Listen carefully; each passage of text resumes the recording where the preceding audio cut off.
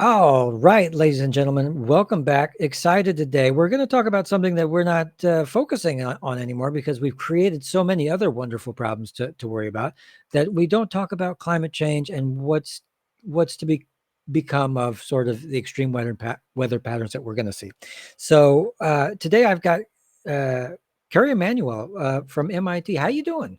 Fine, just fine. Speaking to you from the state of Maine, where it's quite beautiful. Very nice. Yeah, there's it's one of these states where it's a little cold in the winter and but there's not many people, which is my favorite thing. Yeah, that's right. You are a professor of atmospheric sciences at MIT, specializing in tropical cyclones and their interactions with climate systems, among other things. Um, you are known for pioneering work in hurricane physics, high resolution climate modeling, and paleo-tempestology. That's a one we got to unpack.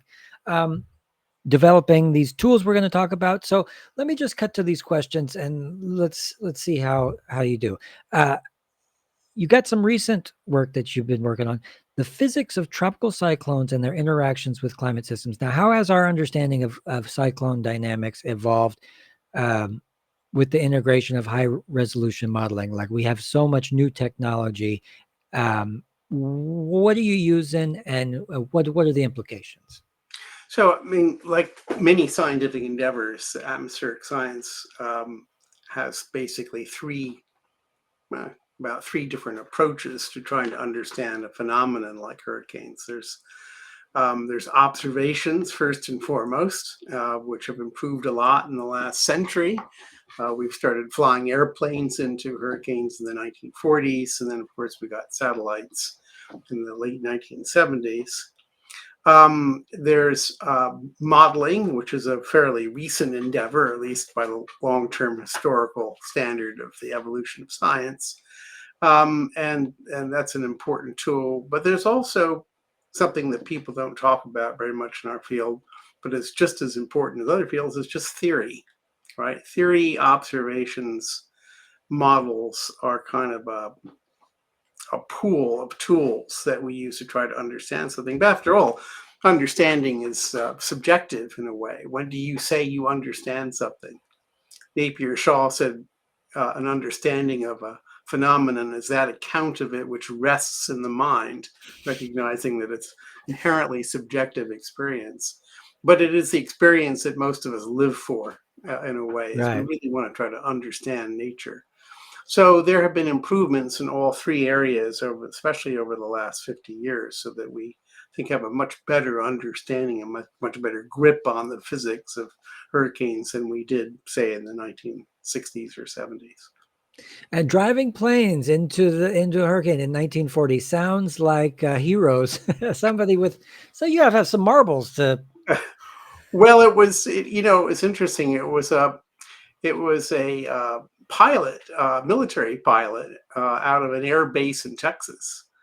And apparently, they were in a bar one night, or so the story goes, and he had bet somebody that he could fly one of the training airplanes, a single engine airplane, into a hurricane, which happened to be out in the Gulf of Mexico. And he placed the bet, and the next day he did. And when he got back, he was dressed down by the weather officer for not having taken him along. So they went back a second time with the weather officer, and that was the uh, start of reconnaissance. wow, that's the first one of the first stories about storm chasing, I guess. Yes, right. Um, so you have a new study in 2025 on multicentennial spatial coherency of Atlantic tropical cyclones. Now, what insights did you gain about long-term patterns of cyclone activity? This multicentennial sounds like a long time. How might this inform predictions under climate change scenarios? So, what did we learn, and what did you? I mean, did you see any patterns? Yeah, I mean, I should start off by saying that that study was led by Richard Sullivan, who was really the person who discovered this pattern, and I sort of helped to quantify it, which is why I'm a co-author on the paper. But it was really his work. What he discovered was that if you look at hurricanes that make landfall in North America, broadly speaking, from the Caribbean all the way up to Canada, that there's a seesaw in a way between storms that make landfall sort of north of Hatteras, roughly speaking, of Cape Hatteras, and landfall south and west of that. So that when one region becomes active, the other region becomes less active, and so forth. In other words, there's anti-correlation between these two regions. And we see that in model downscaling storms. We see it in paleo records. It's a really wonderful field, by the way. You mentioned its name, paleo-tempestology. Yeah, maybe I should just Yeah. ask you straight away, what are we talking about here? This is ancient weather patterns, or It's records or proxies of hurricanes in the geological record. So you're probably wondering, how is it that hurricanes leave a mark in the record? Well, one way to do it, there's several ways to do it. One way to do it is whenever you have a strong hurricane making landfall, you get something like a tsunami that comes along with it. It's called a storm surge. It can wash over, near shore beaches and into inshore lakes and marshes, which normally just have a lot of plants growing in them, and there's a slow deposition of mud.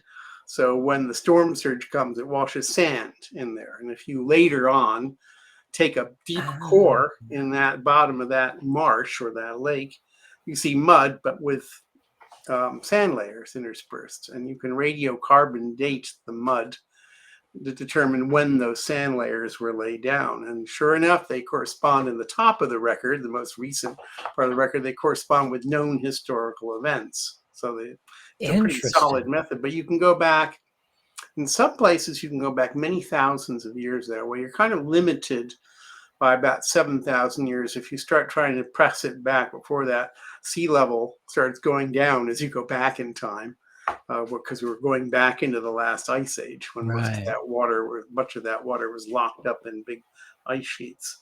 So records from all over the world are beginning to accumulate. The problem is there are not very many people doing it. And so we don't have all that many sites, and just one site isn't going to tell you much. There's a lot of chance whether a hurricane hits a particular place. We just need to keep doing it. We need to do more. But there's enough sites to show us that this anti-correlation seems to be in the geological record as well. And what I'm assuming is that with the 7,000 years or whatever, that you would be able to tell that the last 200 years of hard industry would have changed some things. Well, it's hard to do that because there are not enough sites. In other words, chance plays a huge role, in whether you experience a hurricane in a particular place. I mean, even if you live in Florida, in a particular place, your chances of having hurricane force winds in your lifetime aren't all that great. Whereas somewhere in the state, obviously it's pretty large, but at any particular point. And so the problem with the techniques that have been developed so far is they're really insensitive to how strong the winds or the surges are in very small regions that affect that. But I'm optimistic that there will be more records accumulated, and we'll have a better idea of storms in the past. Do you still have yourself personal theories that are not solidified by the Oh, scientific yes. community? I mean, I have a lot of work to do yet, even though I'm nominally retired. There's plenty to Yeah, keep me but busy. it's the only thing really worth living for, is that kind of chasing that mystery, I think. It is. It is what drives scientists. Is exactly that. Is chasing mysteries. Yeah. So we were talking about developing these frameworks. So you developed frameworks called Cyclops, CYCLOPS, and TCGEN. Tell me a little bit about these. These are for assessing cyclones beyond the tropics for data-driven downscaling. So that's a mouthful for for some who may not be in the know. Can you explain a little bit how Well, you they're do two this? quite different things, actually. The Cyclops was a paper that just got published, but we've been working on for a year and some. By we, I have a team of 14 of us, which I happen to have the good fortune to lead. And what meteorologists have noticed for a long time is that occasionally, way outside the tropics, you get a storm that looks like a hurricane and behaves like it. But it occurs in a place where at least the normal climatology of the ocean, the atmosphere would not come close to supporting a hurricane, and yet there they are. So what we kind of discovered is that they happen when very deep pools of cold air as part of an ordinary weather system move out over the water and are quite a bit colder than the water. Now the water, in the case of, for example, the North Sea or the Barents Sea up in the Arctic, can be, in an absolute sense, quite cold. It can even be close to freezing. But if the air above it is colder enough than the water, then the thermodynamic conditions for hurricanes are locally satisfied. And a bunch of other things that you need to have are locally satisfied. So we identify the particular kind of weather systems that are likely to lead to that circumstance and lead to an actual hurricane forming way outside the tropics, sometimes in the over Arctic oceans that are ice-free in the middle of the winter. So, for example, the Norwegians have known, fishermen up there have known for probably centuries, that there are violent storms that come up very suddenly and are small in scale, and they can wreak havoc with fishing fleets. And we have since started to call those polar lows. So what happened was that people looked in different parts of the world and they saw the same thing but gave them different names. So there are polar lows in the Arctic, medicanes in the Mediterranean, Kona storms in Hawaii, et cetera, et cetera. And there were just different groups looking at the same physical phenomenon. And we said, well, it's the same physical phenomenon, so let's give it a name. And it turned out to be Cyclops, and it stands for cyclones from locally originating potential intensity. Potential intensity is a thermodynamic condition that is conducive to hurricanes. Fascinating. And Cyclops are the mythological creature with one eye, just to make it. Yeah, that's what I told my wife I'm interviewing a cyclone expert. She said, a Cyclops expert. I said, well, close. Very close. And the TC Gen, what is that? Well, that was not. That really wasn't my idea at all. That was the idea of my co-authors on that paper. And basically, there's a big new push, understandably, to see how we can use some of the new machinery of AI to improve weather forecasts and improve long-term estimates of tropical cyclone risk. And my role in that paper was a bit marginal. It was trying to check some of what was being done with AI with ordinary physical models. But checking its work. Yeah, whether it's working out all right. And so, of course, like any new tool, it can occasionally be misused, but there's also potentially very good uses for it. And I think our field is still feeling out whether we can do things. But already, demonstrably, artificial intelligence has improved ordinary weather forecasts of just everyday weather. I'm a fan. I know that there's a lot of contention behind it, but for the most part, I'm a fan because I understand that, and it's a genie that's not going to be put back in the bottle either. So, might as well utilize it to the best you can. Going back to the things we were talking about, you said obviously observation is one thing. Through the modeling, too. I was wondering, how do you keep this, how does it work that you get the data from the wind? Like, where is this all coming from that you can actually build a model? I'm assuming it's three-dimensional, or there are all kinds of different models. I mean, the word model itself is a fraught word because it has many different meanings depending on its context. Yeah. I once had a new student in my office. I asked her what she did while she was an undergrad. She said, I did modeling. And I said, geophysical fluid dynamics? And she said, no, clothes. That really threw me for a minute.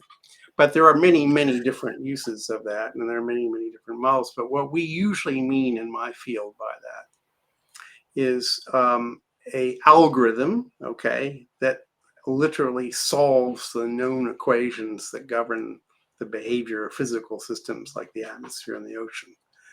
And the way it solves, they're called differential equations, the way it solves that is fairly complicated, but it's like any other physical system. If I had some nice fancy old artillery piece, and I was going to try to hit a target, hopefully not a human target, but let's say a building or something, or just a fake target. You need to know how fast the cannonball or whatever it is going when it leaves the barrel, and you need to know obviously what direction it's going.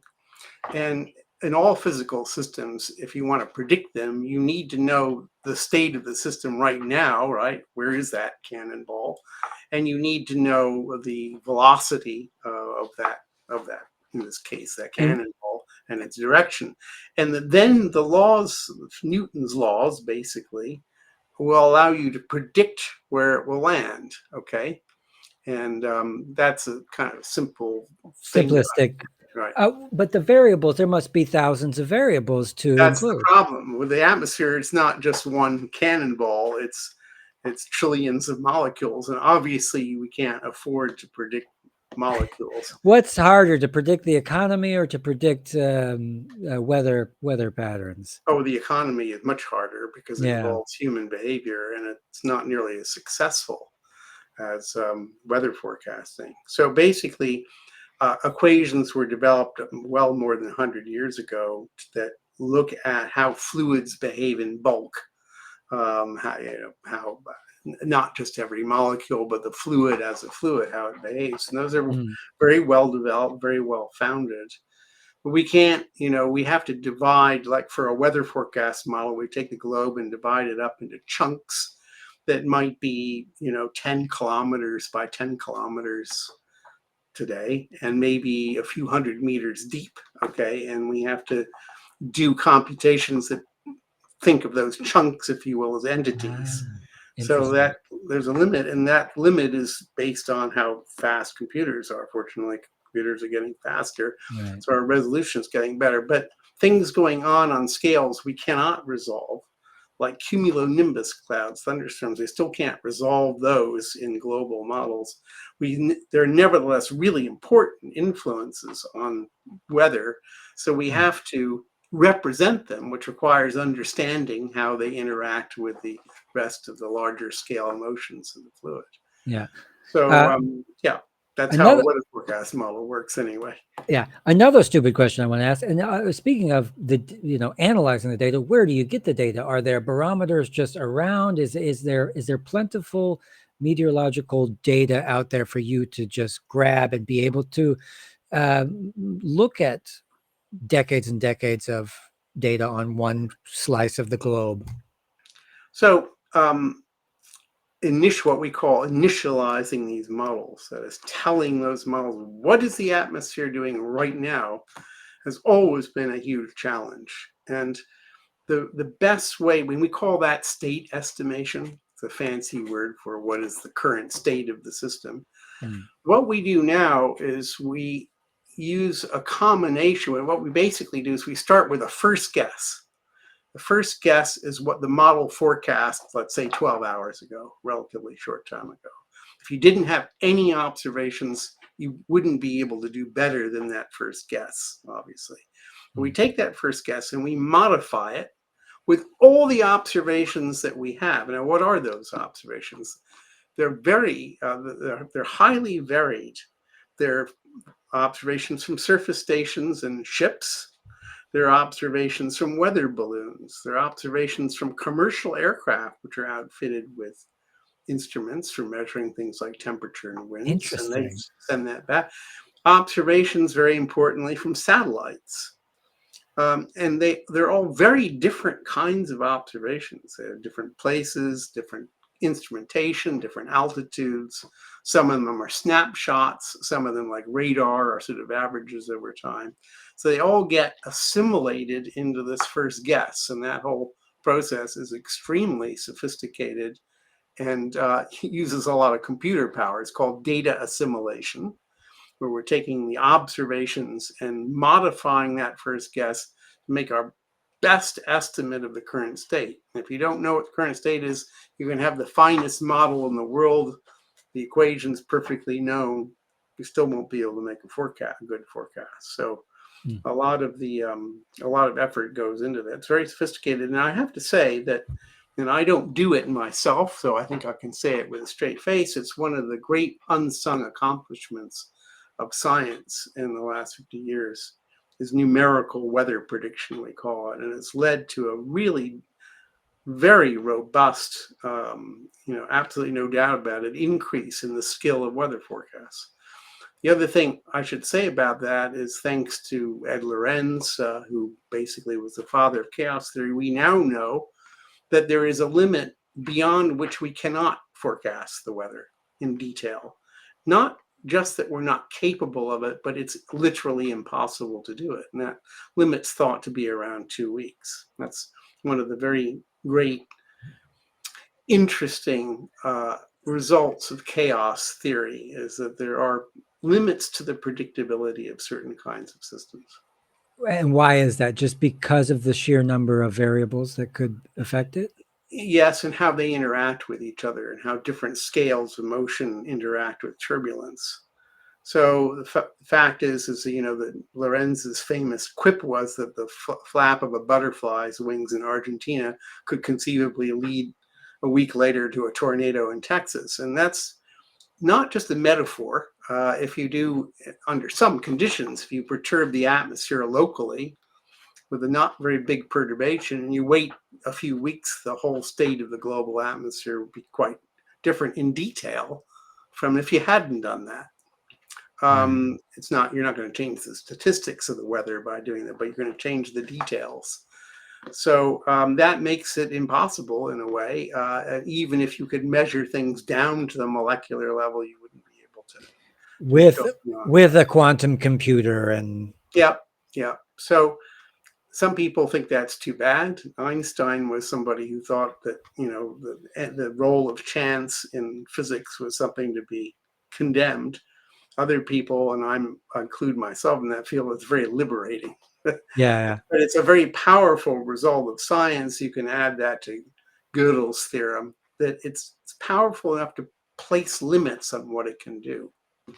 This is the poetic part where this is nature's mysteries that should never really be uncovered. I'm an aspiring troglodyte myself. I wish that we were either back then or already in our Star Trek future, but we can't stop now. We either have to go back or keep going. So the next question I have is obviously right up my alley. It's a little bit political, talking about policy. You've talked about, and your research shows that the uncertainty inherent in predicting tropical cycle and weather in general in this warming climate. How are policymakers and coastal planners going to incorporate all this uncertainty in the future? What have you figured out? Well, I think the key, and things are changing very rapidly, although somewhat quietly now for political reasons, changing very rapidly in a good direction. Although that good direction is causing some hardships and dislocations, and I'll try to explain that. Sorry, my clock. I'll just repeat what I said. There are some very nice developments in policy going on, which are going to take us in the right direction. We have to be quiet about them these days for political reasons, perhaps, but that's what's happening. So for a long time, climate scientists, including myself, talked about the things we knew best, like how fast is the global annual mean temperature going to go up. That's a quantity that's easiest to predict, which is not to say that it's easy in an absolute sense, but it's one that's really meaningless to most people. Why do you care? Why do I care whether the global mean temperature is going to go up 3 degrees or whatever it's going to do? I can get that by moving to New Jersey from Maine. I can get 3 degrees easily. It doesn't resonate. What people want to know is how is it going to affect them? How is it going to affect their lives, their property?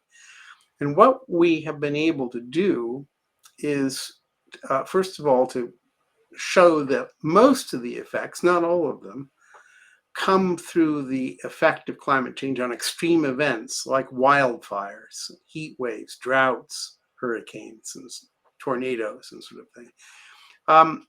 And those, a lot of them, some of them anyway, are local events like tornadoes, to some extent hurricanes. And we've gotten better and better at predicting how climate change will affect the statistics of those extreme events. And so we can do things that even a few decades ago we couldn't do, which is to estimate, for example, how the probability that your house will be flooded and how that will change over time because of climate with uncertainty.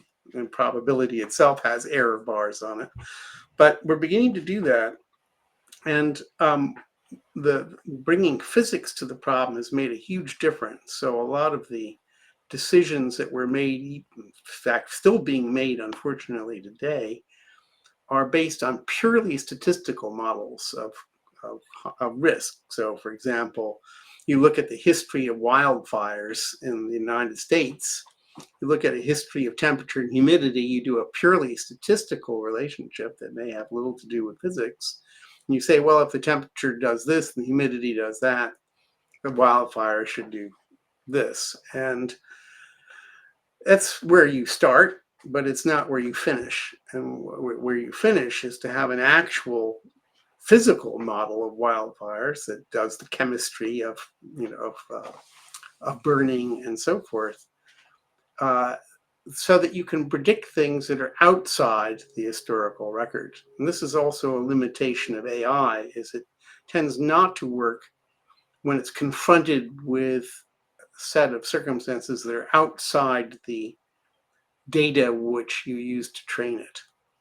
And that's unfortunately what climate change does. It drives us into new territory that we haven't experienced historically.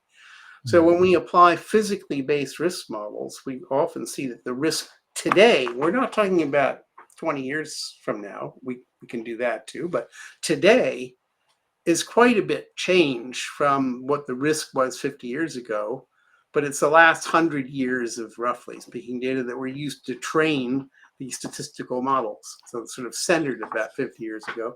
So the statistical models are, for example, that the FEMA used until recently, I think they still do to some extent, to predict flood probabilities, are out of date. They're basically predicting what the risk was 50 years ago, and that's already outdated because climate change has already occurred.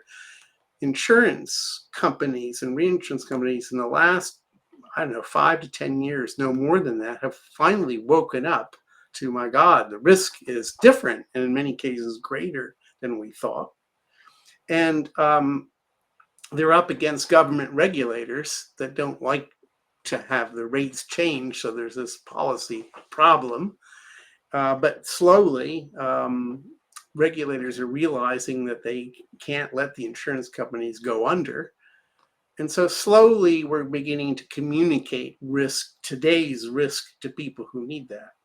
Now, the unfortunate side of that is in many places like California and Florida, Texas, the rates are soaring up to where they should have gone gracefully over the last 50 years. But because of the rather sudden advance in understanding, the rates have gone up suddenly, and that is very hard on ratepayers, homeowners, and so forth. Yeah. And governments are going to have to find a way to soften that blow, I think. Yeah, the insurance companies will be the first to know and the first to act, and then government, catches up to try to soften the blow for the people. Generally, hopefully, we'll see. Hold your breath, everybody. And we'll get off the policy thing. So studies like the Atlantic Ocean circulation slowdown intensifies tropical cyclones. So suggest that complex feedbacks between ocean currents and storm intensity. I love talking about feedback loops because I don't think that a lot of people are really thinking about it. What can you be said about these feedback loops shaping the future of Atlantic hurricane activity? It's a really interesting topic, and we're not very far along in understanding that. As a matter of fact, there are studies that come to opposite conclusions from the one that you just mentioned. Really? In fact, I'm involved in 2 studies that reach opposite conclusions. It's a little strange. That's not where you want to be in science, Well, it's okay. I mean, I'm applying the same tools to 2 different climate models and getting 2 different answers.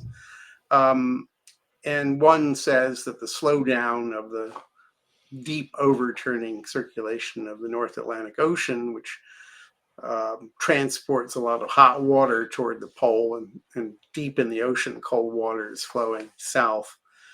That does have a demonstrable influence on Atlantic hurricanes. And if it slows down or speeds up, it's going to change the hurricanes. But exactly how that does that and where it slows down and where it speeds up makes a big difference. But you mentioned feedback. This is another thing that we haven't cornered, is that tropical cyclones, almost always when we talk about climate change, tropical cyclones, we try to address the question, how will climate change affect hurricanes? But there is the possibility that hurricanes affect climate change. That is, there's a possibility of a not trivial feedback. And there are two different routes for that feedback. One of the routes is through the ocean. Hurricanes violently mix the first 1,000 feet or so of the ocean as they go past. And that mixing has a very strong effect collectively on, if you have many storms, on ocean currents. So there's a feedback, there's a possibility of a feedback loop there. But we're not very confident we understand that problem very well right now. We know there is a problem to understand, and I think better models, better measurements, thoughtful theory will eventually crack it, but we're not there yet. Mm-hmm. And cyclones generally hot and cold mixing together, creating a violent sort of interaction between us. Am I getting that basically right?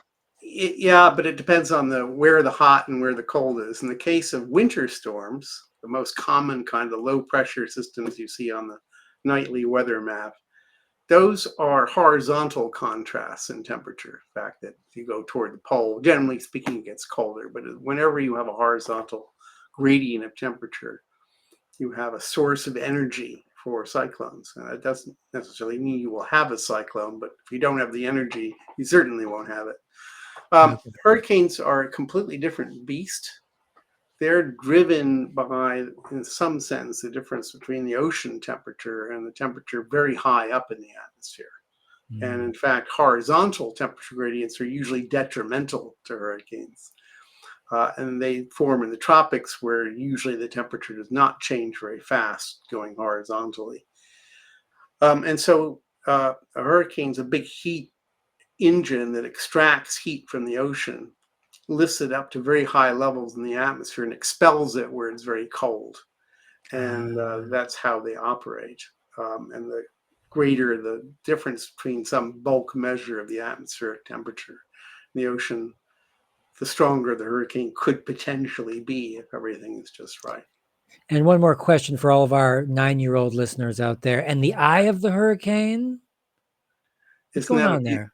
Well, I have flown into the eyes of hurricanes. Many of my colleagues have. We've been doing it for decades. It's a beautiful experience. I've sort of fantasized about opening a safari operation to take people into hurricane. Everybody should see the eye of a hurricane. Yeah. Take Jeff Bezos and Katy Perry out there to. Oh yeah, I'm sure they've done that, but I don't know. Who knows? Maybe they would fund a reconnaissance operation. Yeah. So it's one of the great interesting features of a hurricane, and there's the eye, and the eye is surrounded by a sort of a funnel-shaped bank of clouds. The whole thing may be 50 miles across, so it's like being in a giant stadium with very blue sky up above. There are usually some low clouds in the bottom of the eye, which makes it hard to see it from the ground. It is a place where air is actually slowly sinking. It can be quite dry if you're not right close to the ocean. And it can be quite calm at the surface, although there's still a lot of leftover waves from when the high winds were in that region. The dynamics, the physics of it are pretty well understood, but I think I will defer an explanation of them until some other time. We'll get that. He's coming on next week. We'll have that guy on next week. And of course, in the eye, everything seems calm. That was always the thing. But then there's like, a semi truck just driving through the air and off in the distance. So, fast. Is the jet stream going to collapse? Are we going to see more? Is it doom and gloom? I guess is one of the more important questions. Well, I think the important thing to understand about us and climate in the broad sense is that if you go back to human history and prehistory, right, we civilization, which means that we learned how to settle down and do agriculture and herd cattle and things like that, dates back 6 or 7 thousand years. And 7,000 years is about the time that the climate finally stabilized after it started to warm up from the last ice age. So civilization flourished when the climate became stable, and it's been remarkably stable for about 7,000 years. I mean, if you go back to the last ice age, sea level was 400 feet lower, 400 feet lower than today. It's a lot of climate change. And of course, places like New York and Boston were under a mile of ice. That's a lot of climate change. But we as a civilization are remarkably well adapted to the climate of the last 7,000 years. And so the wrong question to ask, and you hear a lot of people say, is this the ideal climate? By definition, it's the ideal climate because it's the climate we're used to, we're adapted to. If sea level went down 50 feet, it would be catastrophic for coastal cities. It'd be suddenly high and dry. If it went up 50 feet, it would also be catastrophic. So it's sort of pointless to say, well, we do better in a warmer climate or a colder climate. No, we wouldn't, because the adaptation would be very expensive. So climate change up or down would not be a good thing, at least in the short run for humanity. And so when we talk about climate change, we have to bear that in mind. And it depends. I mean, there are going to be places where it gets warmer, obviously, that may suddenly be able to grow certain crops that they haven't been able to grow. Then those old crops you won't be able to grow anymore. So there's an adaptation that goes on. I always count on the feedback loops. I think that no matter what we're doing, because we already have fungicide resistant fungi kind of taking over in their little corner, and we have the aerosol masking effect, which we're not really sure how that works. I'm betting black. I don't know. I have no idea what to expect. Well, it's interesting that when I go to some right here up in Maine, there are some groups that are interested in climate change, and we meet somewhat informally and talk about it. Almost always, at least here, the conversation turns to invasive species.